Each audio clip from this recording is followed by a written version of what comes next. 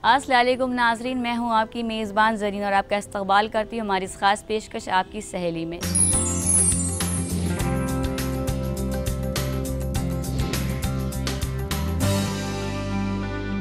नाज़रीन, जैसा कि आप जानते हैं कि हर बार हमारी कोशिश रहती है आपको कुछ ख़ास शख्सियतों से मुलाकात कराने की। तो आज हम अपने स्टूडियो से निकलकर उन अजीम खातून के घर पहुंच चुके हैं। वो कौन सी शख्सियत है, उनसे मिलवाने से पहले चलिए हम आपको दिखाते हैं इस एपिसोड की कुछ झलक।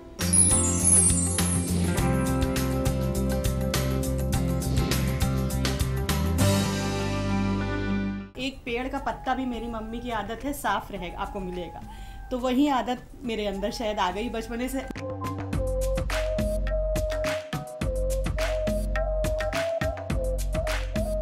माली लगा रखा है कि 300-400 गमले की केयर करना रोज अच्छा, काफ़ी हाँ। मुश्किल है, तो उसके साथ मगर फिर खुद भी लगना पड़ता है।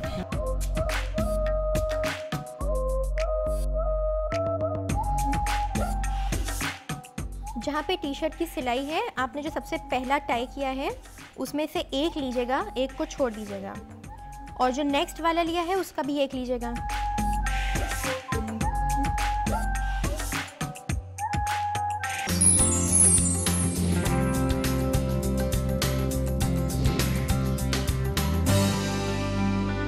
तो चलिए नाज़रीन, आज हम आपको आपकी सहेली से मिलवाते हैं। जिन खातून के घर आए, चलिए उनके घर चलते हैं।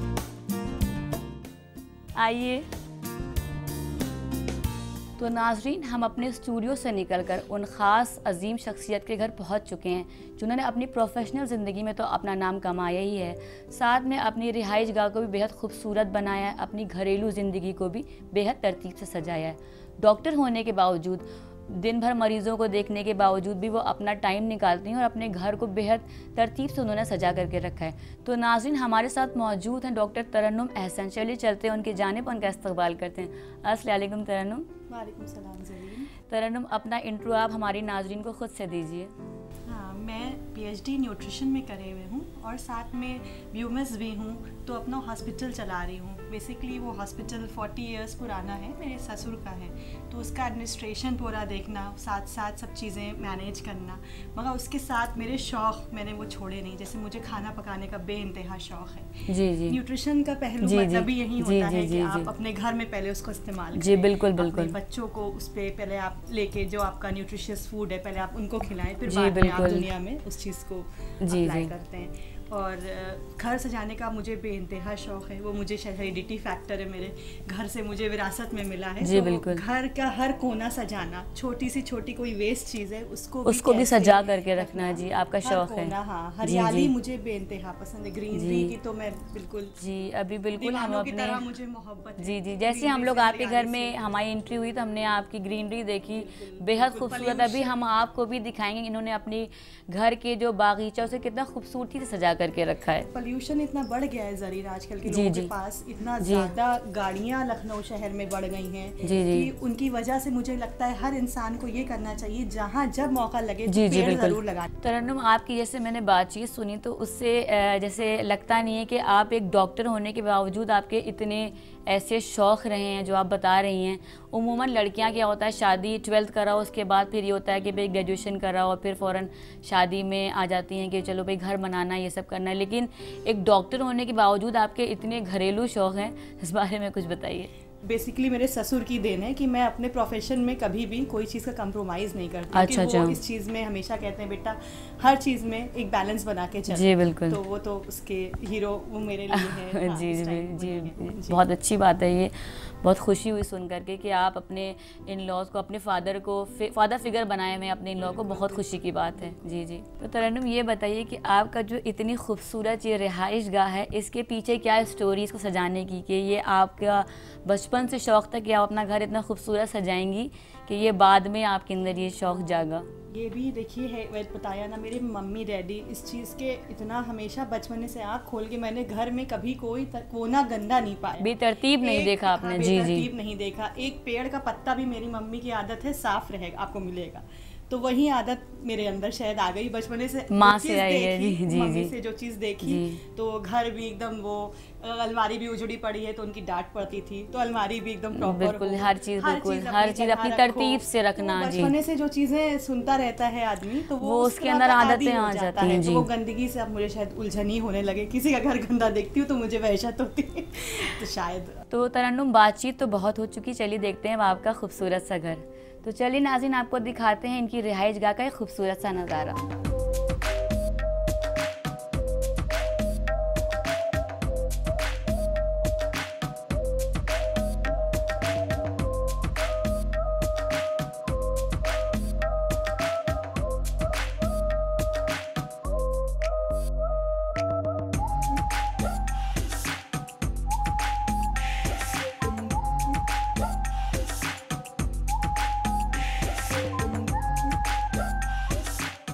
नाज़रीन, जैसा कि हम जिक्र कर रहे थे कि इन्होंने अपने घर के हर हिस्से को बेहद खूबसूरती से सजाया है, बल्कि अपना दिमाग भी लगाया है।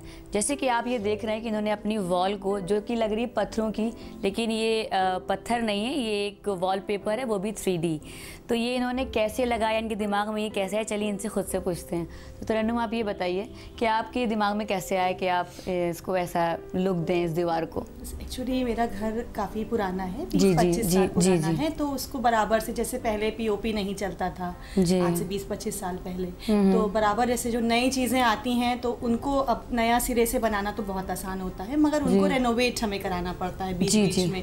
तो कुछ जैसे आइडियाज़, दिल चाहा, कुछ देखा कहीं कोई नया फ्लैट तो बहुत अच्छा लगा, कोई पोर्शन किसी घर का, तो दिल चाहता है अपने घर में भी वो चीज़ होनी चाहिए, तो फिर ये होता है उसको रेनोवेट ही हमें करना पड़ता है। तो दिमाग लगा कि कहीं हम कुछ चेंज, थोड़ा सा कहीं पे कुछ थोड़ा सा चेंज करके बीच बीच में, और चेंज बहुत ज़रूरी भी है, हर इंसानी फितरत है ये, हाँ, बिल्कुल थोड़ा बोर भी हो जाते हैं हम लोग, तो ये होता है कि अब इस पोर्शन में ये चीज़ नहीं हो जानी चाहिए, या सेटिंग चेंज कर दें, इसको ऐसे नहीं इधर तरतीब से रख दिया जाए। तो यही वजह है घर में चेंजेस लाते रहने की। जी, और क्या क्या ख़ास चीज़ें हैं जो आपने अपने डेकोर में मतलब लाए हैं? आपने क्या मतलब इनोवेटिव चीज़ें करी हैं आपने, इस बारे में आप कुछ बताइए। वुड वर्क बहुत अच्छा लगता है हमें। जी जी, तो पहले जैसे दरवाजे थे उनको चेंज करके नया उनको फिर करना, नया लुक दे दिया आपने। जी जी, फ्लोरिंग्स में थोड़ा सा चेंज लाते रहना। अब जैसे पूरा, अब टाइल्स का ज़माना है, पहले टाइल्स नहीं, पहले मोज़ेक सिस्टम होता था, तो वो पूरा हमको तोड़ के उसको कहीं टाइल्स लगवा लिए, कहीं हमने फ्लोरिंग, कोई दीवार को चेंज कर दिया, जी दीवारों को चेंज कर दिया, कुछ कहीं हाईलाइट कर दिया, कहीं एक्स्ट्रा थोड़ा सा कोई पट्टी पेंट करा दी, इस तरह से। लाइट का थोड़ा सा हम लोगों ने सिस्टम काम करवा दिया अलग, जो पहले लाइट्स भी इतनी नहीं होती थी। जी जी, लाइट्स का ये है कि डिम हो और कवर्ड हो, तो इस तरह जी जी जी, उस हिसाब से आपने धीरे धीरे बदलते रहे आप। आता है जिस चीज़ को देख के उस हिसाब से कोशिश करते हैं बदलने की। जी जी जी। आपने अपने घर की जो रूफ है उसमें मैंने देखा कि एक शैंडलियर लगा हुआ है जो थोड़ा एंटीक लुक लग रहा है, इसके बारे में कुछ बताइए। हाँ, हम लोग बराबर घूमने जाते हैं जी, तो हम लोग को शौक है हर जगह से जो चीज़ स्पेशलिटी है, जैसे फिरोज़ाबाद पड़ता है आगरा और लखनऊ रूट। अच्छा, तो वहाँ रुक के हम लोगों ने स्पेशली शैंडलर्स खरीदे और हाँ, कुछ दुबई से भी मंगवाए। तो इस तरह से घर के मतलब कहीं जाती है तो वहाँ की स्पेशल कोई चीज़ अपने इंटीरियर के लिए ज़रूर लेते हैं। लगी तो ऐसा हमें घर क्योंकि से जाने का शौक है, जहाँ जो चीज़ अच्छी लग जाती है तो घर के लिए हमारा कुछ आए ना आए, घर के लिए सामान हमारा ज़रूर। अच्छा अच्छा, जी जी।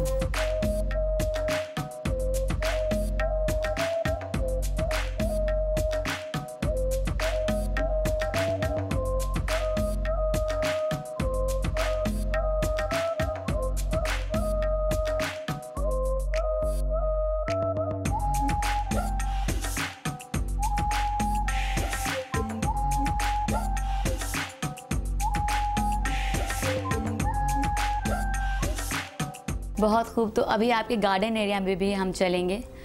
तो नाजरीन, अब वक्त हो चुका है एक वक्फे का, लेकिन वक्फे के पार हम आपको इनके गार्डन एरिया में ले चलेंगे।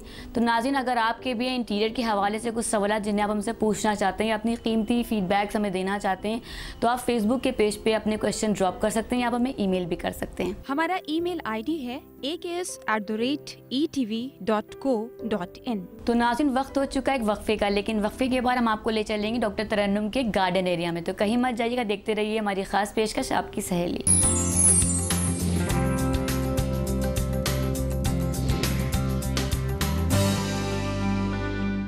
वक्फे के बाद नाज़रीन आपका खैर मकदम है, आप देख रहे हैं आपकी सहेली। नाज़रीन इस वक्त हम डॉक्टर तरन्नुम एहसन के घर में मौजूद हैं।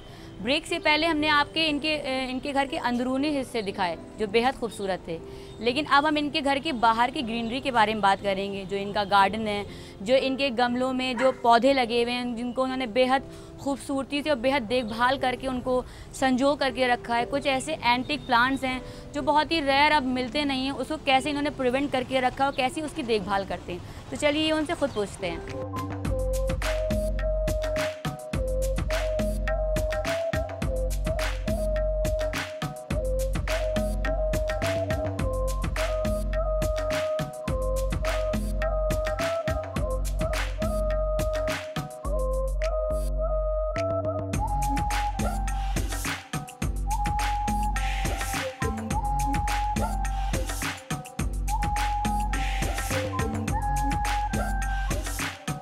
तरन्नुम ये बताइए कि अपनी लाइफ में इतनी ज़्यादा बिजी होने के बावजूद आप अपने प्लांटिंग के लिए, इन पौधों के लिए कैसे वक्त निकाल पाती हैं? ज़रीन, सबसे पहले तो शौक़ होना बहुत ज़रूरी है। शौक़ पे ही बूते पे हर चीज़ आदमी को कायम रखनी पड़ती।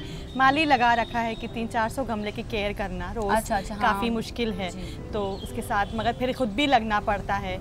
कुछ प्लांट्स इतने एंटीक हैं कि उनको सही प्रॉपर उसमें, जैसे उसने ज़्यादा फर्टिलाइज़र दे दिया तो उनका कहीं मर ना जाए, वो ख़त्म ना हो जाए, तो उनको हमें माली से अपने बताना पड़ता है कि इसका ऐसे केयर करो या इस तरह से। तो इसलिए पूरा टाइम, फुल टाइम समझिए एक तरह से ऑक्यूपाइड रहना पड़ता है अपने गमलों में। जी, जो हमने बाहर की तरफ आपका जो गार्डन देखा तो उसमें कुछ ऐसे प्लांट्स हैं जो बेहद बेशकीमती और जल्दी दिखाई नहीं देते हैं, तो वो उनकी कैसे आप केयर करते हैं? बहुत पुराने हो गए हैं और वो काफ़ी दूर तक उन्होंने शायद अपनी जड़ें जमा ली हैं, तो कुदरत भी साथ दे रही है शायद, और यहाँ की ज़मीन शायद इस लायक है कि उनको अपने अंदर समाये हुए। जी। तरन्नुम ये बताइए कि आपके घर का एक बेहद दिलचस्प और बेहद खूबसूरत हिस्सा है जहाँ आपने अंगूरों की बेलों को सजा करके रखा और बेहद खूबसूरत लग रही हैं, उनका ख्याल आप कैसे रखते हैं? हाँ, वो पेड़ ज़रीन हम लोगों ने बच्चों के लिए लगाए थे कि जो फलदार जो पेड़ होते हैं वो बहुत अच्छे लगते हैं। अमरूद है, नींबू है और अंगूर लगाए गए थे, तो गुच्छे जो आते हैं तो बच्चे भी आते हैं और भी बाहर के बच्चे आ जाते हैं, तो मुझे देना बहुत अच्छा लगता है, तो वो इसलिए लगा रखे हैं। और 2-3 तरफ से बेलें चढ़ा के रखी हैं, तभी उसको बहुत लंबे, काफ़ी एक लंबे पोर्शन में हमने इसको फैलाया है, बेल को रखा है। 2-3 बेलें कई साइड से हमने लगा के रखी हुई हैं, तो इसलिए इतना फैल गया, इतना एरिया उसने कवर कर रखा है। उसको आपने पूरा, हमने देखा ग्रिल पे आपने पूरा उसको, हमने उस हिसाब से फिर ग्रिलिंग करवा के उसके ऊपर उसको फैलाया। जी। तरन्नुम ये बताइए कि इतनी खूबसूरत जो आपने गार्डनिंग कर रखी है, इतने खूबसूरत आपने प्लांट्स लगा रखे हैं, जो पौधे लगाएं, तो इसकी इंस्पिरेशन आपको कहाँ से मिली? ये चीज़ तो मेरे माँ बाप से ही मुझे मिली है। जी, वालिद वालदा मेरी बेहद बहुत ज़्यादा, हमसे ज़्यादा उनको शौक़ है, और माशाल्लाह इस उम्र के उसमें भी वो लोग जितना कर लेते शायद मैं उतना नहीं कर पाती हूँ, तो बराबर से बेचारे दोनों मेरा साथ देते हैं और हर चीज़ में मुझे बताते रहते हैं कि जाड़े में ये लगा लो, अब ये सीज़न आ गया, सितंबर में ये लगा। तो उन लोग के ही, क्योंकि इतने पुराना, उनको इतनी नॉलेज है हर चीज़ की कि वो लोग मुझे मोटिवेट भी करते हैं, और एक तरह से पेड़ों के जो ये है तो वो उन्हीं की ही देन है। तो यानी कि आपको ये इंस्पिरेशन आपकी वालिदा से मिली और वक्त वक्त पे आपकी मदद करते रहते हैं, आपको बताते रहते हैं प्लांटिंग के बारे में? पुराने, जाहिर सी बात है, हमसे बहुत ज़्यादा एक्सपीरियंस है, तो वो लोग बताते रहते हैं कि इस सीज़न में ये लगाओगी। डहेलिया का सीज़न एक पर्टिकुलर होता है, गुलदाउदी का सीज़न है, तो इसमें इसकी वो अलग कर लो, तो पूरा जैसे जैसे प्रोसेस वो बताते हैं वैसे ही मैं उसको फॉलो करती हूँ। अच्छा।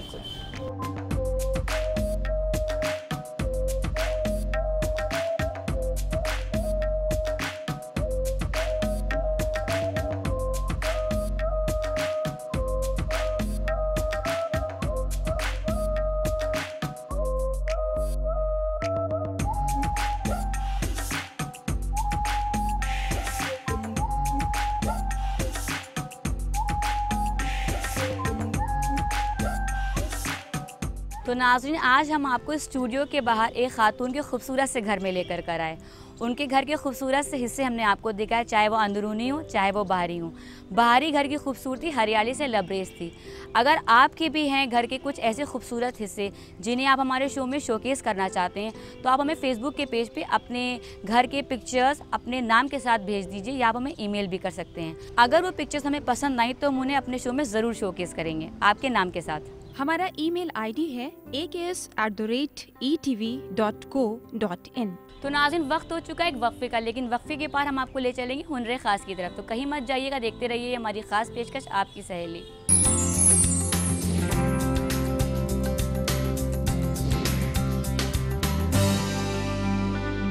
वक्फे के बाद नाज़रीन आपका खैर मकदम है, आप देख रहे हैं आपकी सहेली।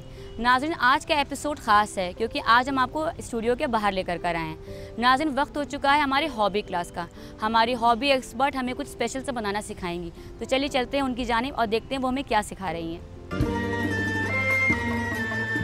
हेलो, मैं हूँ आमिरा, आपकी हॉबी एक्सपर्ट। आज हम लोग लड़कियों के लिए कुछ बहुत ही स्पेशल बनाने वाले हैं। हम लोग के साथ क्या होता है, जब हम लोग तैयार होते हैं, हम लोग को एकदम से होता है कि अब ज्वेलरी पहने या अपनी टी शर्ट और जीन्स को और हम लोग इंटरेस्टिंग कैसे बनाएं। आज हम लोग बनाएंगे एक स्कार्फ जो हम लोग हर चीज़ के साथ उसको पहन सकते हैं। And the best thing is कि ये आपको जाके फैब्रिक नहीं ख़रीदना है, इसके लिए आपको कुछ नहीं करना है।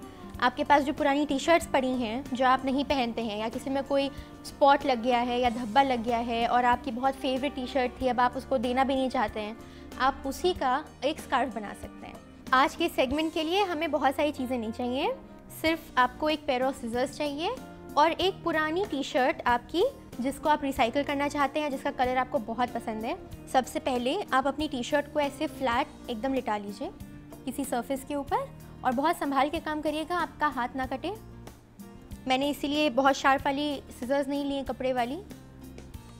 सबसे पहले आपका जो टॉप हाफ होता है इसको आप काट के अलग कर देंगे, right from your arm hole. ऐसे आप एकदम स्ट्रेट लाइन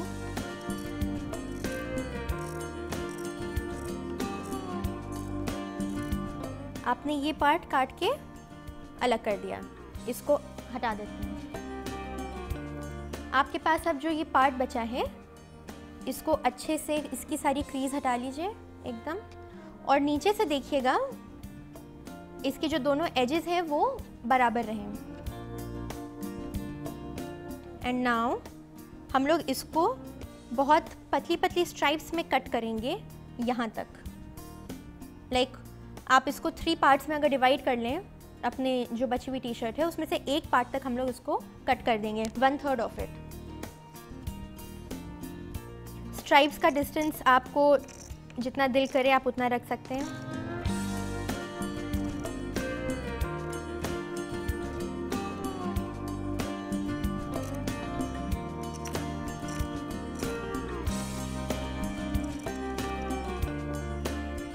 देखिए ये हमारा कट हो गया है, नीचे से सारे इसके टैसल्स ऐसे। अब हम लोग इसको बहुत संभाल के, साइड वाला भी आप आधा आधा कर लीजिए जहाँ पे स्टिचिंग होती है टी शर्ट की।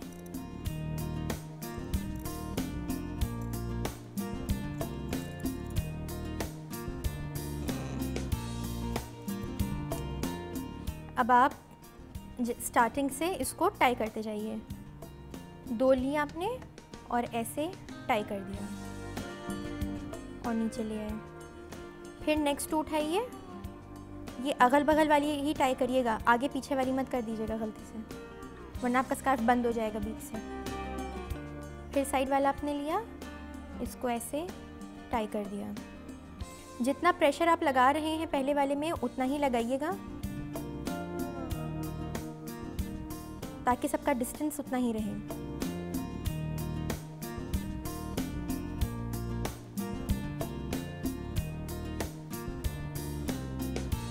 ओके, अब आपका ये ऐसे रेडी हो गया है। आपने सिर्फ नॉर्मल टाई एक एक करके कर दिया। नेक्स्ट आपको करना है, जो आपने फिर जो सिलाई जहाँ पर होती है टी शर्ट की, वहाँ से आप पहला ये उठाइएगा, उसके साथ 2 हैं, आपने 2 एक साथ टाई किए हैं। जहाँ पे टी शर्ट की सिलाई है, आपने जो सबसे पहला टाई किया है उसमें से एक लीजिएगा, एक को छोड़ दीजिएगा, और जो नेक्स्ट वाला लिया है उसका भी एक लीजिएगा, और इन दोनों को 1.5 इंच ऊपर से छोड़ के यहाँ पे ऐसी वाली नॉट लगाइए, सेलर्स नॉट बोलते हैं इसको। आपने ये इसको ऐसे टर्न किया और पूरा का पूरा बीच से निकाल दिया।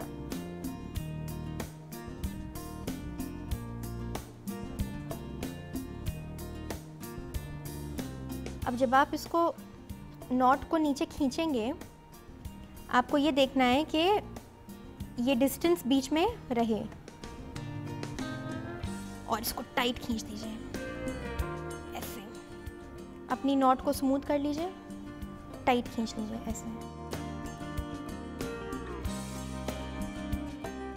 फिर आप इसका दूसरा वाला पार्ट लेंगे और इसका दूसरा वाला पार्ट लेंगे, दोनों को वैसे ही पकड़ेंगे और फिर एक नॉट बनाएंगे पूरी। और फिर जब आप नॉट खींचेंगे तो ध्यान रखिएगा कि ऊपर से थोड़ा डिस्टेंस रहे। बस ऐसे। तो ये आपकी डिज़ाइन जो है ऐसे बनने लगी, ये ऐसे। अब आप ऐसे सारे इसको हम लोग बांध लेते हैं। पहले आप चाहें तो इसके बीच में बीड्स भी लगा सकते हैं अगर आपके पास हैं, इसको और प्रिटी बनाने के लिए। चलिए हमारा स्कार्फ तैयार हो गया। अब इसको पहन के देखते हैं कि ये कैसे पहना जाएगा। Naila, I have a scarf for you. यहाँ आइए।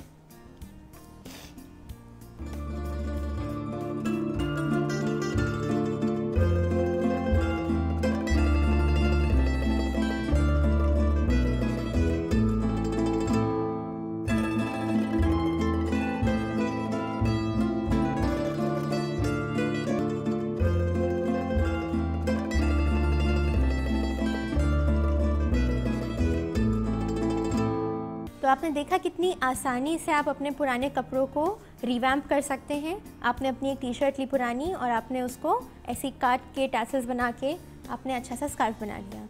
आप इसमें बीड्स भी लगा सकते हैं बीच बीच में टू मेक इट मोर पार्टी-इश, आप अगर करना चाहें तो, जहाँ पे आप नॉट टाई करते हैं। तो आई एम श्योर अब आप लोग इसको ट्राई करेंगे और जब आप लोग अपने तैयार होंगे नेक्स्ट टाइम तो आप लोग इसको ट्राई करके ज़रूर देखेंगे। Till then be creative and bye. अगर आपके भी हैं घर के कुछ ऐसे खूबसूरत हिस्से जिन्हें आप हमारे शो में शोकेस करना चाहते हैं तो आप हमें फेसबुक के पेज पे अपने घर के पिक्चर्स अपने नाम के साथ भेज दीजिए या आप हमें ईमेल भी कर सकते हैं। हमारा ईमेल आईडी है aks@etv.co.in। तो नाज़रीन, इस खूबसूरत सी मुलाकात के बाद अब वक्त हो चुका है आपसे अलविदा कहने का, लेकिन इस वादे के साथ कि नेक्स्ट एपिसोड में हम आपको कोई दिलचस्प सी चीज़ें ज़रूर दिखाएंगे। तो नाज़रीन, आप मुझे और मेरी टीम को इजाज़त दीजिए। तब तक के लिए अल्लाह हाफ़िज़।